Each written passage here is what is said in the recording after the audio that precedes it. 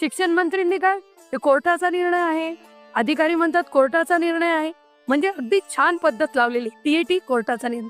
अरे मग तुम्ही पण दाखल करा ना तिच्या विरुद्ध. तुम्ही कुठेतरी पिटिशन रिपिटिशन दाखल करा की माझ्या गुरुजनांचा अपमान आहे, शासनाने रिपिटिशन दाखल केलं टीएटी मध्ये म्हणा किंवा भटके कुत्रे मोजण्याच्या म्हणत याच्यात म्हणा, नक्कीच तिथे दिलासादायक काहीतरी निर्णय होईल. तुम्ही पण मस्त वर हात करून दिले, जे सगळं करता तुम्ही आणि बोट मात्र दुसरीकडे. ते पचवून घेणार नाही तर फक्त मीडिया समोर गुडगुडीत अगदी मोठ्या गोष्टी केल्या असतील, निषेधार्ह आहे, हे आहे. यांनी जर तिथे ठाण मांडून बसले असते ना, तर माझ्यासारखी व्यक्ती मंत्रालयात जाऊन भांडू शकते. तर यांच्याकडे संविधानिक पद असताना हे कोणत्याच पद्धतीने पाऊल उचलत नाहीत, फक्त यांना मीडियावर बोलण्यासाठी आमदार केलेले असं मला वाटायला लागलं.